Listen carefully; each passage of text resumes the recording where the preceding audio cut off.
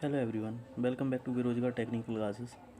तो हमारे सभी बेरोजगार साथियों का बेरोजगार टेक्निकल क्लासेस में बहुत बहुत स्वागत है। तो फ्रेंड, जैसा कि आप सभी को पता है कि हमारे इस चैनल पर बार्क स्पेशल सीरीज़ चल रही है, जिसमें कि हम बैक टू बैक वीडियो ला रहे हैं।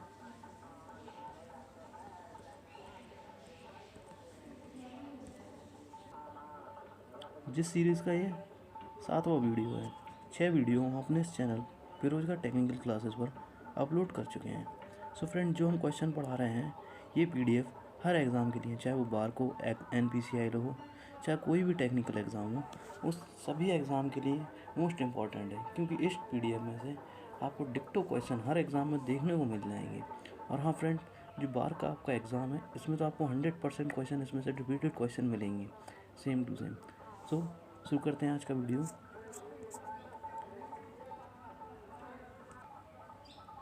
तो शुरू करते हैं आज का टेक्निकल क्वेश्चन। हमारा टेक्निकल क्वेश्चन है कि फाइल वाली सरफेस पर खरोंच चिप्स उत्पादन के कारण क्या हैं।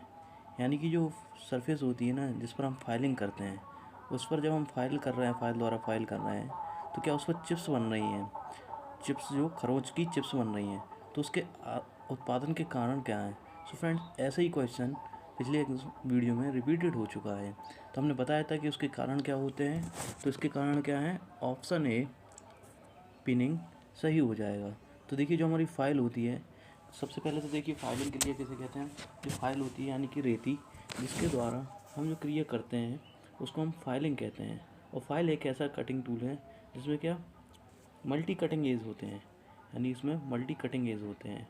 और क्या फाइल जो हमारी धातु को काटती है वह चिप्स के रूप में काटती है, यानी कि चिप्स जो बुरादी के कण होते हैं उनके रूप में काटती है।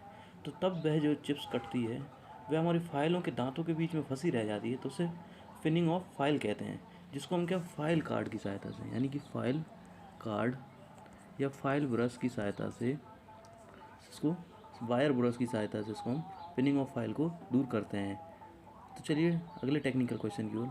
सो फ्रेंड्स, अगले टेक्निकल क्वेश्चन की ओर बढ़ने से पहले हम आप सभी स्टूडेंट से कहना चाहेंगे कि जिस किसी स्टूडेंट ने अभी तक हमारे चैनल को सब्सक्राइब नहीं किया है, वह हमारे चैनल को सब्सक्राइब करें और वीडियो को लाइक और शेयर ज़रूर करें, जिससे आपको बैक टू बैक क्लासेस की वीडियो लाने में हमें और सहायता मिले।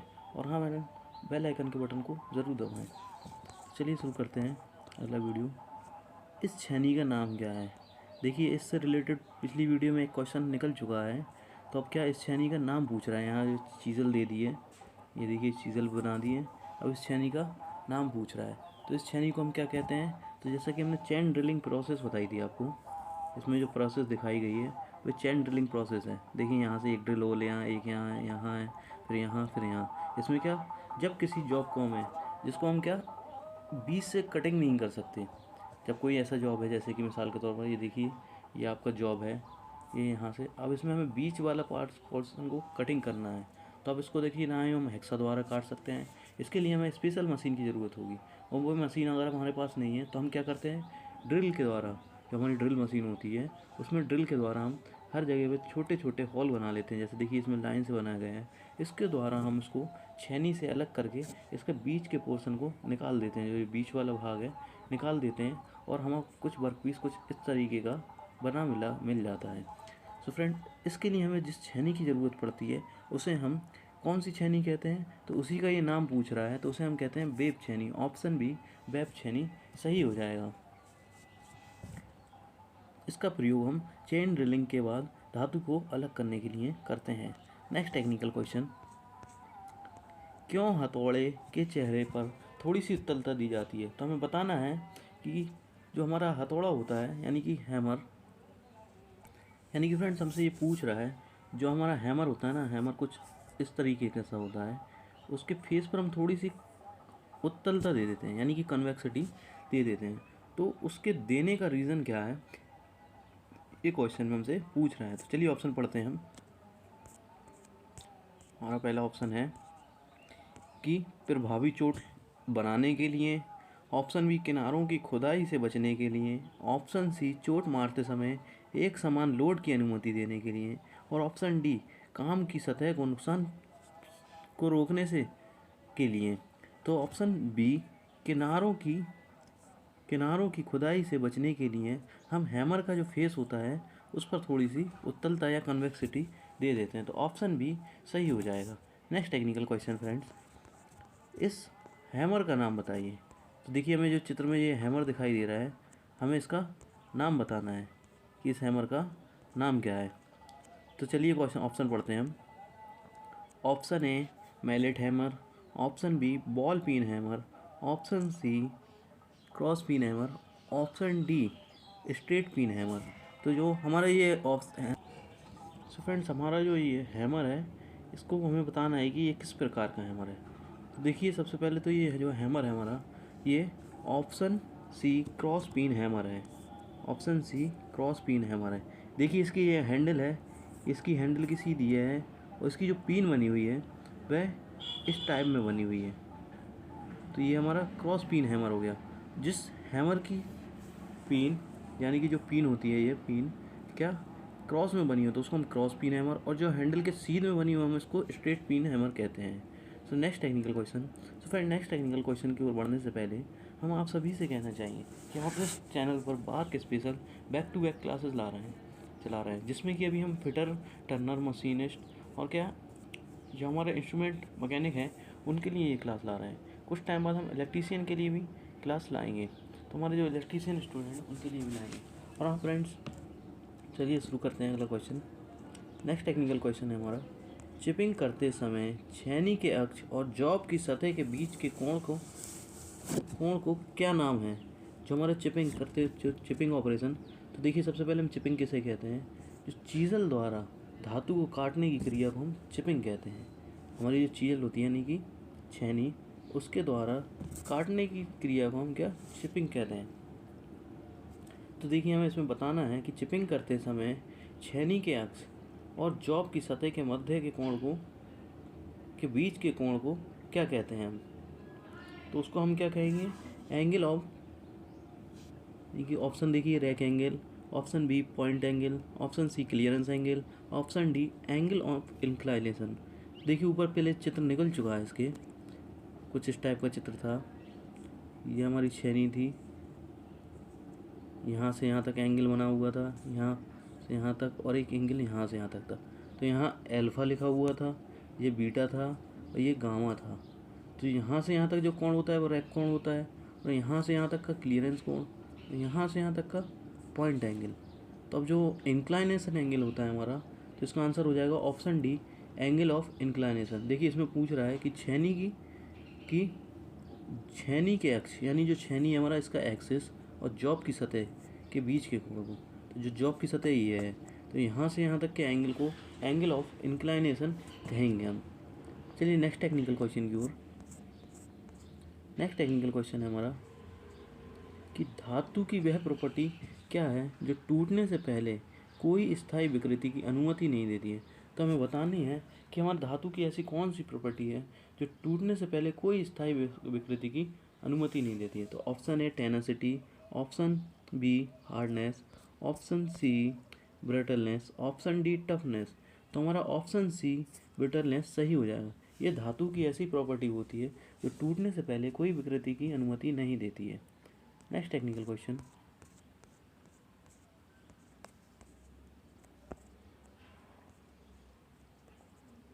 गहराई माइक्रोमीटर में एक्स के रूप में चिन्हित भाग का नाम बताना है। तो देखिए जो हमारा ये माइक्रोमीटर है, तो क्या है, ये सबसे पहले तो ये डेप्थ माइक्रोमीटर है, इसको पहचान लीजिए क्या डेप्थ माइक्रोमीटर है। और इसके जो एक्स के रूप में ये चिन्हित भाग है, हमें इसका नाम बताना है। तो जो हमारा एक्स के रूप में चिन्हित भाग है, इसका क्या हमें नाम बताना है कि ये कौन सा भाग है। तो ऑप्शन पढ़ते हैं। Option A cap, option B lock, option C stock, option D thimble. तो जो हमारा ये है, ये लॉक है, लॉक या लॉक नट है। इसका प्रयोग हम रीडिंग लेने के बाद रीडिंग को लॉक करने के लिए करते हैं, ताकि रीडिंग अपनी जगह से हिले ना। तो इसको हम लॉक कहेंगे। और जो हमारा थिम्बल है, थिम्बल हमारा ये हो जाएगा पीछे। और जो स्टॉक है, स्टॉक या बेस कहेंगे इसको हम। और जो कैप है हमारा, वो पीछे आएगा। चलिए बढ़ते हैं नेक्स्ट टेक्निकल क्वेश्चन की ओर। चलिए नेक्स्ट टेक्निकल क्वेश्चन का, सो नेक्स्ट टेक्निकल क्वेश्चन शुरू करते हैं। सो फ्रेंड्स, आपकी जानकारी के लिए हम बताना चाहेंगे कि जो बार्क में जो साइंस आनी है, जो 20 नंबर की साइंस आनी है और जो 10 नंबर की जीएस आनी है, 20 नंबर की साइंस और 10 नंबर की जीएस, तो हमारे जिस किसी स्टूडेंट को भी, जो कि हमारी साइंस आती है जो 10 से लेकर 12 तक की, जिस किसी स्टूडेंट को भी इसकी तैयारी करनी है तो वह हमें कमेंट बॉक्स में कमेंट कर सकते हैं। उनके लिए हम स्पेशल क्लासेस लेके आएंगे, साइंस स्पेशल क्लासेस लेके आएंगे, जो कि क्या लूसेंट से होंगी, जिसमें कि आपको मोस्ट रिपीटेड क्वेश्चन मिलेंगे, जो कि अक्सर एग्ज़ाम में रिपीटेड होते हैं और 100% जो बार के एग्ज़ाम में आपने उसमें से आपको क्वेश्चन देखने को मिल जाएंगे। और जो अदर एग्ज़ाम भी हैं उनके लिए भी बहुत इंपॉर्टेंट चीज़ लेके आएंगे हम। और जो जीके के क्वेश्चन हम अपने चैनल पर इसमें अपलोड कर चुके हैं, तो जिस किसी ने भी ऐसे वो नहीं देखा तो उसका लिंक भी आपको डिस्क्रिप्शन बॉक्स में मिल जाएगा। तो उसकी वीडियो 800 नॉन स्टॉप क्वेश्चन की सीरीज़ चलाई है, जिसमें कि आपको सारे जीके के मोस्ट इंपॉर्टेंट क्वेश्चन देखने को मिल जाएंगे, जो आपके अदर एग्ज़ाम के लिए भी बहुत महत्वपूर्ण है। तो चलिए शुरू करते हैं आज का टेक्निकल क्वेश्चन। अगला टेक्निकल क्वेश्चन, क्यों हैंड टैप पर लीड चैम्फर किए जाते हैं? यानी कि हमें बताना है जो हमारा टेप होता है ना, यानी कि हैंड टेप होता है, उसकी जो नीचे की लीड होती है, जो कि हम उसको चैम्फर कर देते हैं, यानी कि बेबल कर देते हैं या चैम्फर कर देते हैं, तो उसका रीज़न बताना है हमें कि हमें ऐसा क्यों करते हैं। तो ऑप्शन ए आलिंगन के लिए, यानी अलाइनिंग के लिए, ऑप्शन बी फिनिशिंग के लिए, ऑप्शन सी स्ट्रेट के लिए और स्ट्रेंथ के लिए, ऑप्शन डी ग्रिपिंग के लिए। तो हमारा जो टेप होता है हैंड टैप, यानी एक मशीन टेप होता है और हैंड टैप होता है। जो हमारे हैंड टैप होते हैं उनकी क्या टेपर लीड सबसे पहले तो उसकी लंबी होती है, मशीन टेप की अपेक्षा टेपर लीड उनकी क्या लंबी टेपर लीड होती है जो हमारे हैंड टेप होते हैं। तो उनकी लीड को हम चैम्फर क्यों करते हैं? तो ऑप्शन ए हमारा अलिंगन या अलाइनिंग के लिए सही हो जाएगा। Next technical question. So friends, जैसा कि हम आप सभी के लिए ये BARC special non stop series चला रहे हैं और इस पीडीएफ जो हम पढ़ा रहे हैं ये सभी एग्ज़ाम के लिए मोस्ट इंपॉर्टेंट क्वेश्चन है। और हमने अपने इस चैनल पर क्या जो भी स्टूडेंट जो जीरो से लेके थ्योरी पढ़ना चाहते हैं, क्या जिनकी अभी बिल्कुल भी तैयारी नहीं है, यानी जिनने बिल्कुल भी अभी थ्योरी का टी नहीं पढ़ा है, यदि वो चाहते हैं कि हम उनके लिए स्पेशल क्लास लाएं, यानी जिसमें हम बिल्कुल बेसिक से पढ़ाएं, तो वे हमें कमेंट कर सकते हैं। चलिए नेक्स्ट क्वेश्चन, इस ड्रिलिंग मशीन का नाम क्या है? तो देखिए आएगी एक ड्रिल मशीन ये वाली आ गई है, इसके पहले ये ड्रिल मशीन निकल चुकी है, तो फिर से ये क्वेश्चन आ गया है कि इस ड्रिल मशीन का नाम क्या है। तो इस ड्रिल मशीन का क्या नाम है फ्रेंड्स?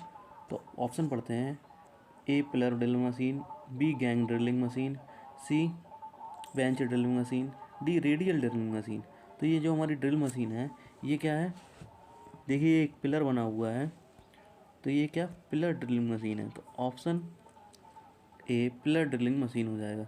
चलिए अब थोड़े से पार्ट्स के बारे में हम जान लेते हैं। कभी कभी पार्ट्स के बारे में पूछ लेता है, पिछली वीडियो में जो क्वेश्चन निकले उसमें अक्सर पार्ट्स के क्वेश्चन आए थे इसमें। तो चलिए पार्ट्स के बारे में इसमें जानते हैं। देखिए ये पीछे मोटर हो जाती है, इसकी तरफ एरो बनाकर ये हमें पूछ लेता है, तो ये हमारा चक हो जाता है जिसमें हम ड्रिल को होल्ड करते हैं। और ये वर्क टेबल या मशीन टेबल हो जाता है जिसमें हम जॉब वगैरह रखते हैं। और ये जो इसके बारे में पूछता है तो ये क्या फीड लीवर हो जाएगा। चलिए नेक्स्ट टेक्निकल क्वेश्चन की ओर।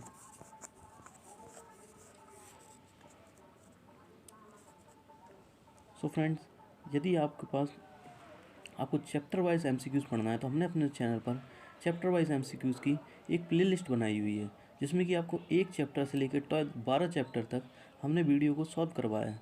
उसमें आपको क्वेश्चन देखने को मिल जाएंगे और भी हम अभी आके लेके आएंगे आपके लिए, तो आप उस प्लेलिस्ट को देख सकते हैं। नेक्स्ट टेक्निकल क्वेश्चन, इस माइक्रोमीटर की बिट्रेस रीडिंग क्या है?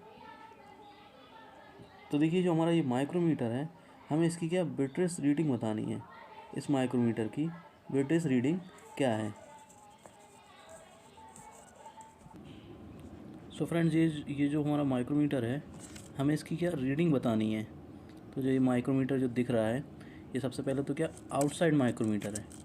ये जो हमारा माइक्रोमीटर है क्या है? आउटसाइड माइक्रोमीटर है। तो आउटसाइड जो माइक्रोमीटर है इसके बारे में थोड़ी सी चीज़ें हम जान लेते हैं। जो हमारा आउटसाइड माइक्रोमीटर है इसका प्रयोग हम बाहरी जो आउटसाइड माइक्रोमीटर इसकी वजह थोड़ा बाहरी जो ऑब्जेक्टिव चीज़ें हैं इनके बारे में थोड़ी शॉर्ट जो क्वेश्चन बनते हैं वो हम इसके बारे में जान लेते हैं। तो इसकी हमें रीडिंग बतानी है कि क्या इसकी रीडिंग क्या होती है सब, मतलब इसमें जो फीडिंग है इसकी रीडिंग बतानी है। तो जो हमारे अल्ट्रासाउंड माइक्रोमीटर है इसकी सबसे पहले रीडिंग जो आती है, देखिए बताएं हम, जो इसकी लीस्ट काउंट होती है, यानी लीस्ट काउंट। अब लीस्ट काउंट किसे कहते हैं हम?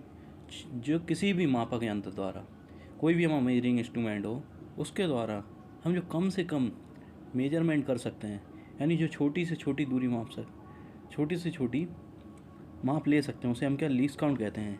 जैसे क्या, सबसे पहले तो स्टील रूल जो हमारा होता है उसकी लीस्ट काउंट कितनी, 1/1/2 mm या 0.50 mm या 0.50 या 5 mm होती है।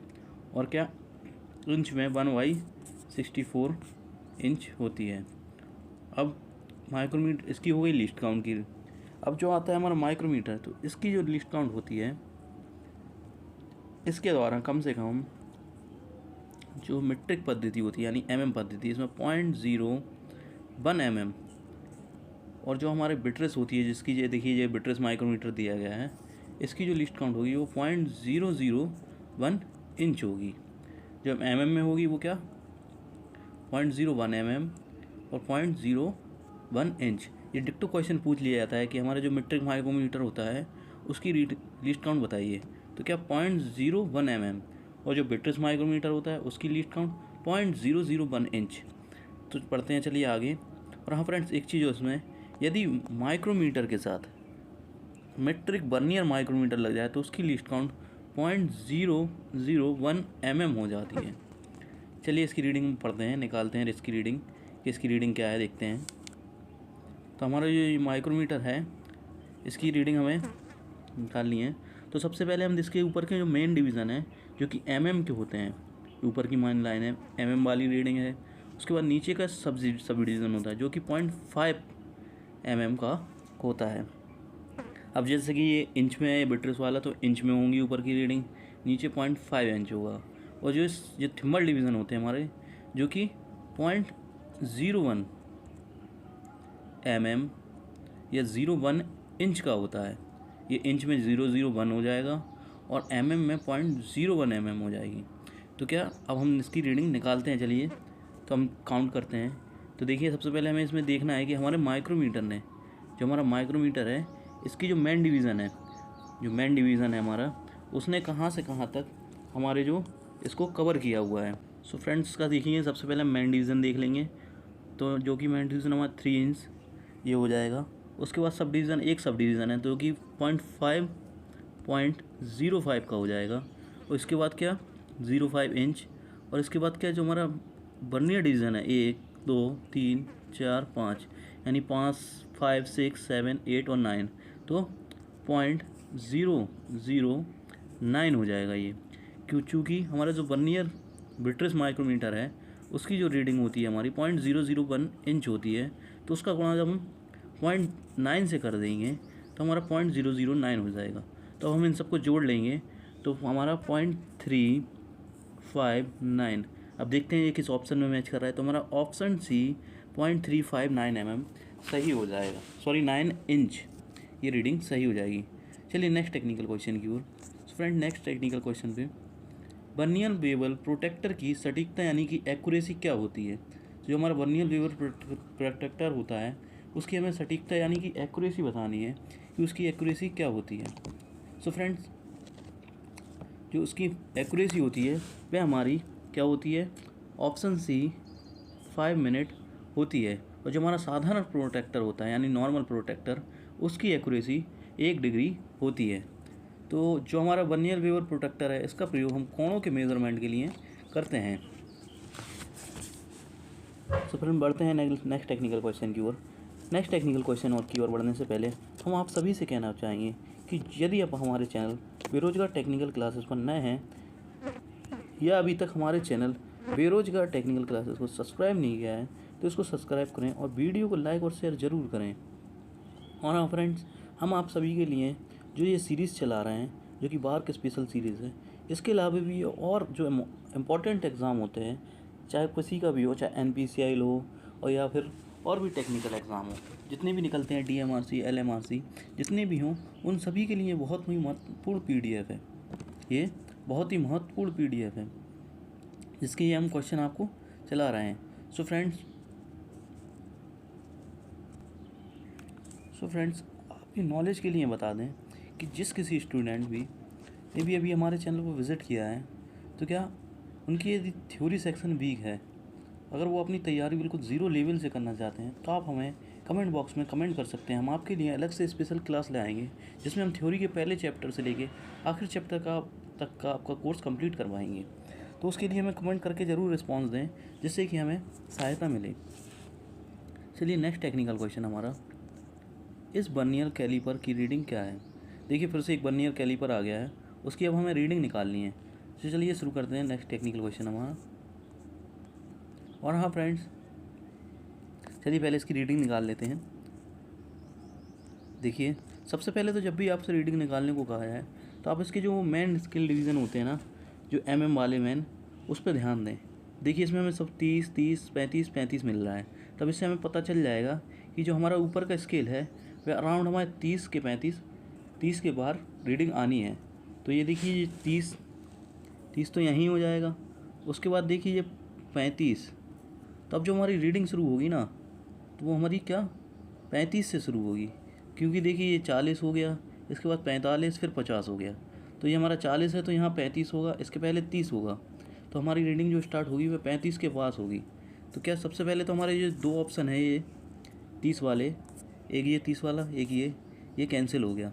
अब जो रीडिंग होगी इन दोनों में से कोई एक होगी। तो अब देखते हैं, निकालते हैं हम कौन सी होगी हमारी रीडिंग।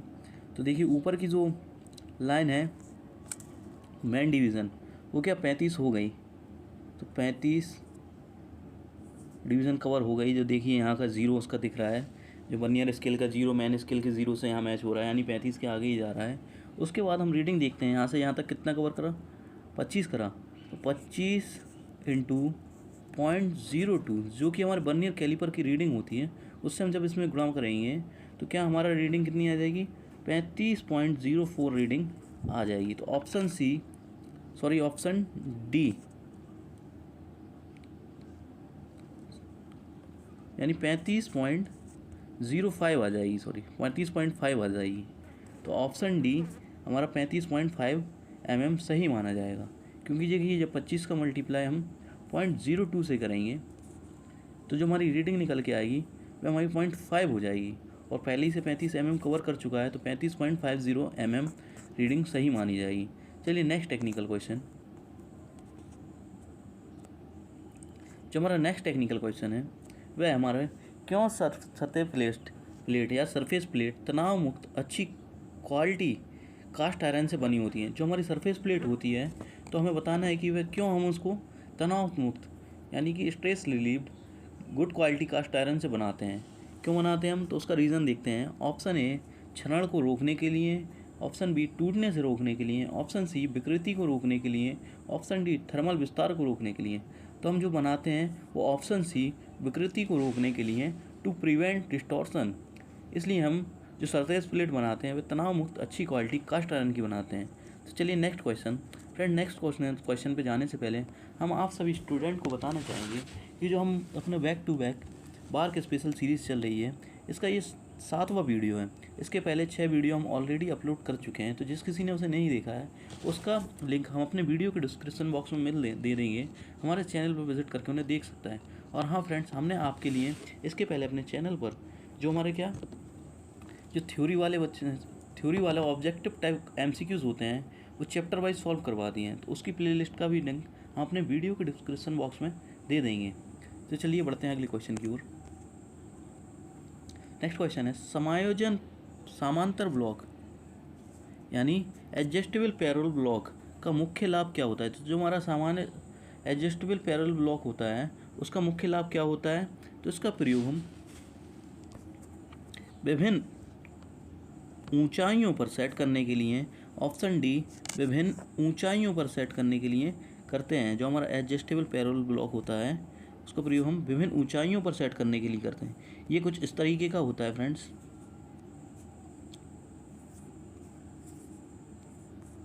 इसका प्रयोग हम विभिन्न ऊंचाइयों पर सेट करने के लिए करते हैं। देखिए यहाँ से यहाँ तक से स्लाइड होगा तो इसकी ऊंचाई बढ़ती जाएगी। तो चलिए नेक्स्ट क्वेश्चन की ओर। तो हमारा नेक्स्ट टेक्निकल क्वेश्चन है, फ्रेंड्स हमारा नेक्स्ट टेक्निकल क्वेश्चन है कि यूनिवर्सल सरफेस गेज के किस भाग का उपयोग आवश्यक सही पोजीशन पर स्क्राइबर को सेट करने के लिए किया जाता है। तो हमें बताना है कि जो हमारा यूनिवर्सल सरफेस गेज होता है उसका ऐसा कौन सा भाग होता है जिसका प्रयोग हम स्क्राइबर जो हमारा होता है उसको सही पोजीशन पर सेट करने के लिए करते हैं। तो option A snug, option B guide pin, option C rocker arm, option D fine adjusting screw. तो जो हमारा इसमें होगा वह हमारा स्क्राइबर को हमें सही पोजीशन पर सेट करना है। Option D fine adjusting screw हो जाएगा।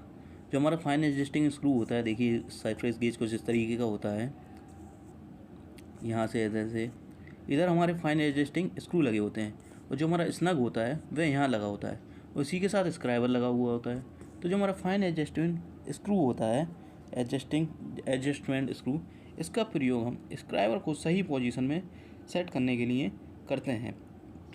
Option D fine adjustment screw इसका आंसर सही होगा। सो फ्रेंड्स, आप सभी को जैसा कि पता है कि बार्क में इस टाइम बम्पर वैकेंसी निकली है। तो जो भी स्टूडेंट हमारी तैयारी कर रहे हैं और उनको क्या इसमें 2 स्टेज में पेपर होगा। पहला जो हमारा होगा नॉन टेक का होगा और दूसरा हमारा टेक का होगा।